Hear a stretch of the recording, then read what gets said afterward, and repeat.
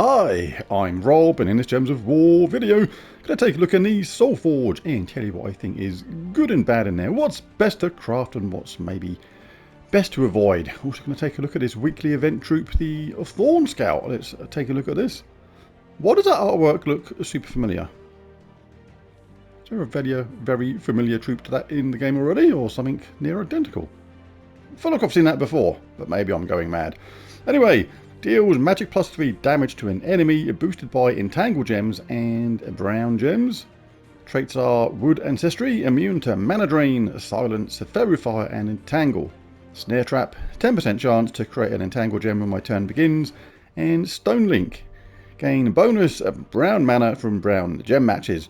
Now, stone link is useful all the time because gaining brown mana throughout the game is going to be good, so that's okay. It uses brown itself. But that snare trap, 10% chance to create an entangle gem when my turn begins is like really low, to the point of it being like feeling like it'd be just entirely random, so that's almost worthless.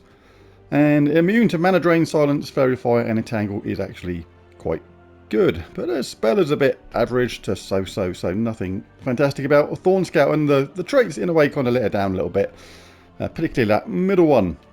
4 out of 10 for a matey boy there, but get it anyway. Always good to add new troops to your roster. If you've got enough glory, get it to mythic level. Always a good thing to do. There we go, we've got him. I do like to grab some spoils of war every week. Just if you've got the excess glory sitting there doing nothing, just grab some spoils of war, get some more event keys, some more lovely treasure maps, and a little bit more gold to your coffers. Anyway, have you heard of the blind Cyclops brothers? No? Neither have I. Do you see? Do you see? I just made 2 jokes in one. 3 if you count them as brothers, and maybe 2 of them. Oh my goodness. Right, anyway, let's take a look at the weapons first. Not going to go over all the ones that are here all the time, like Shattered Blade, Broken Guard, etc, etc. They're all in my Soulforge extra video, and I'll put a link to that in the description below. But first up, we have the Elemental Bow.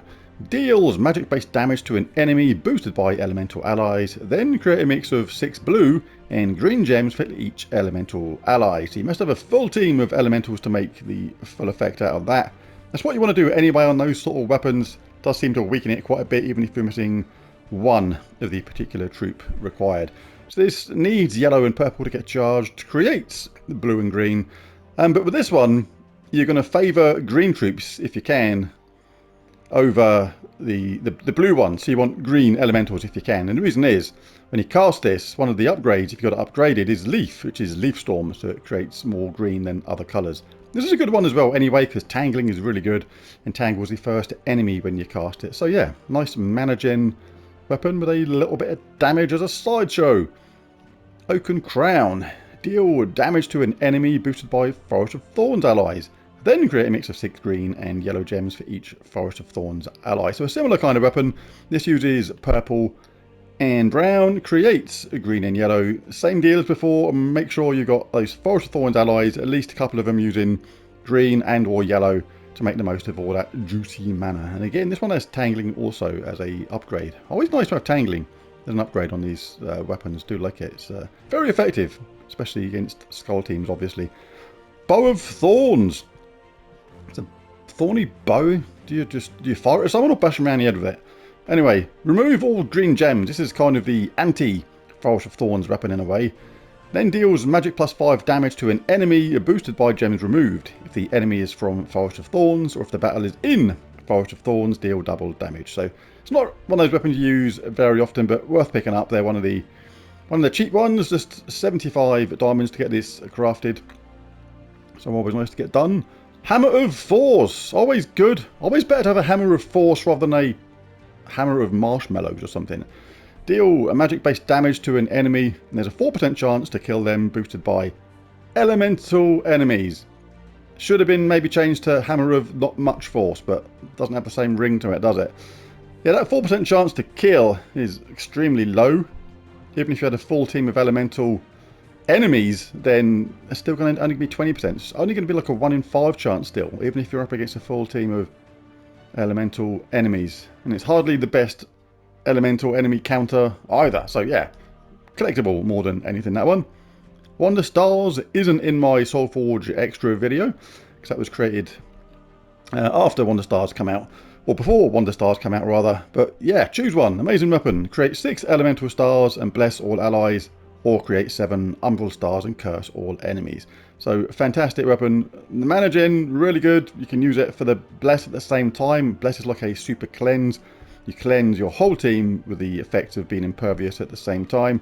And curse kind of does the opposite in a way. It actually just curses the enemy, takes away positive status effects like submerged and things like that. Really, really cool.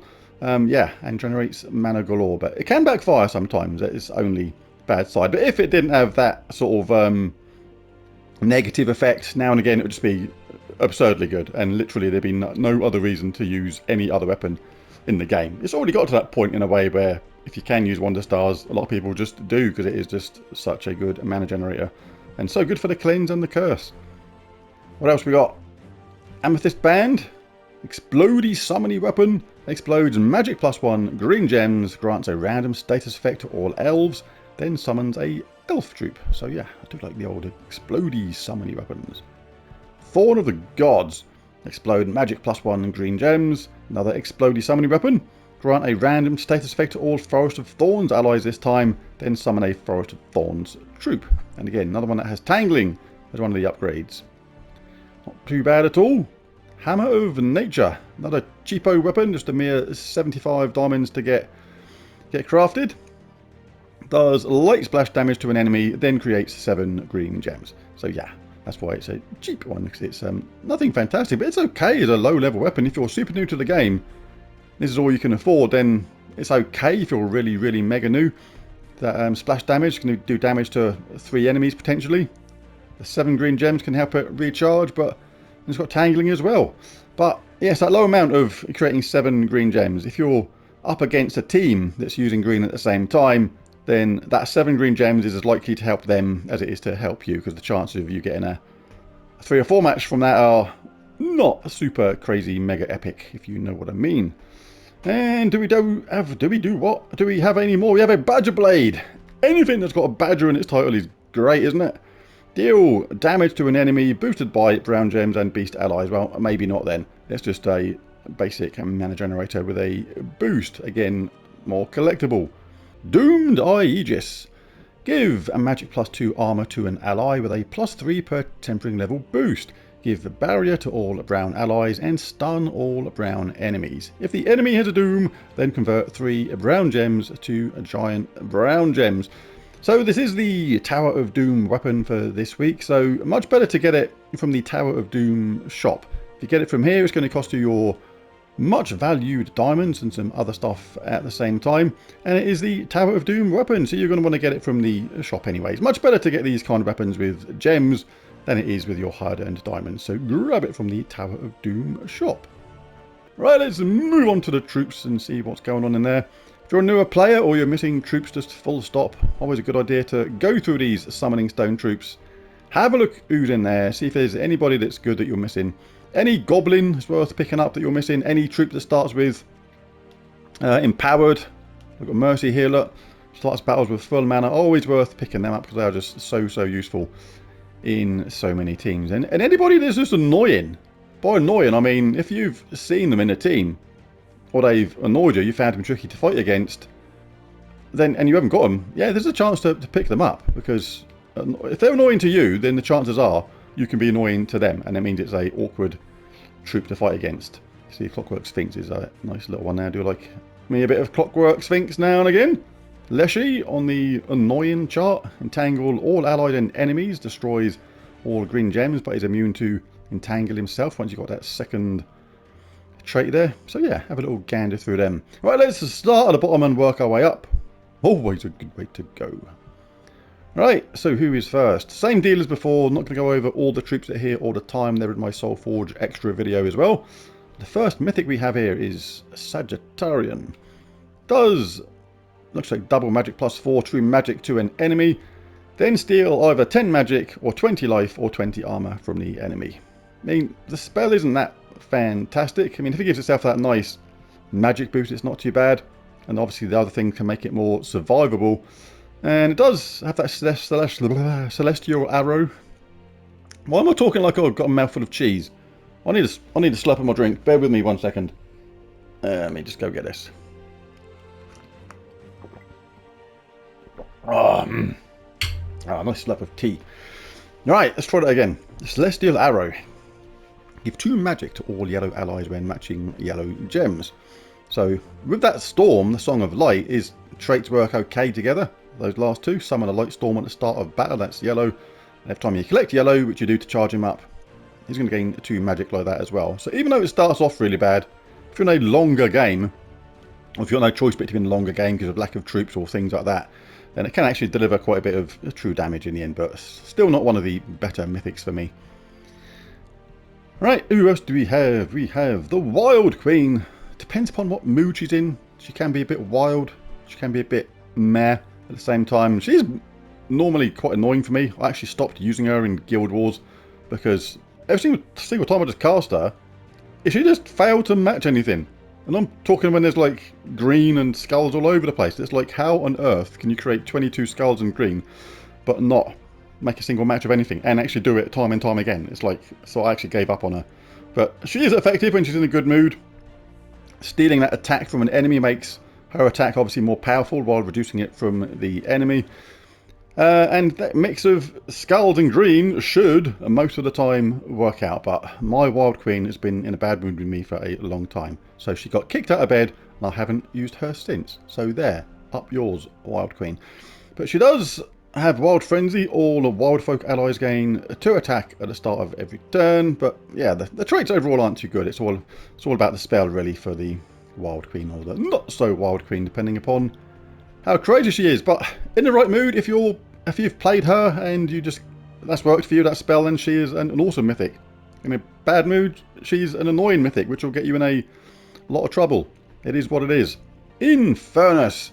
Remember in the earlier days of this game when I was still a relatively new player, Infernus just seemed to kill me every single time I fought it. I think it's been affected slightly by the power creep in the game because it's nowhere near as scary as it used to be. It's still a decent amount of splash damage to 2 random enemies, and the exploding random gems can help it get charged up again. But I think in the early days it was actually more powerful than that. I think it's been nerfed a little bit in one way or another. I remember it being like super powerful in the early days. But still a decent troop, and that burn all enemies on 4 or 5 gem matches is still really, really handy in many teams. So yeah, Infernus, still a very good troop. As is Pharos-Ra. Not so much the spell, you're not getting this for the spell. Transforms yellow to purple and deals magic +1 damage to an enemy boosted by my souls and give 20 souls. But you're getting it because it's a really, really good troop for getting just tons of souls from a game. If you're soul farming to boost up your troops, then Pharos-Ra, really good choice. The earlier you get this in the game, the better it is for your long-term game. Gaining 150% bonus souls from battle once you get that 3rd trait. So really good Pharos-Ra, but only really good for soul farming, I would suggest. So is that it? 1, 2... Yes, the Wild Queen and whoever it was at the bottom, Sagittarian. So let's take a look at the legendaries now. Go over them quite quickly. Beltane converts blue to green, a purple to yellow, gives 1 to 3 random status effect to all allies. So pretty good for those conversion of gems, and give 3 life to all green allies when matching green gems, and gets bonus green mana from green gem matches too, and uses green himself. So yeah, kind of works well with himself. General Edison. Not a bad troop this, dealing damage to all enemies boosted by bomb gems. So the damage is boosted by bomb gems, and he creates a bomb gem when his turn begins. Only thing is with it, you need somebody who destroys or explodes gems in your team at the same time, because he has no way of, his spell doesn't explode gems afterwards.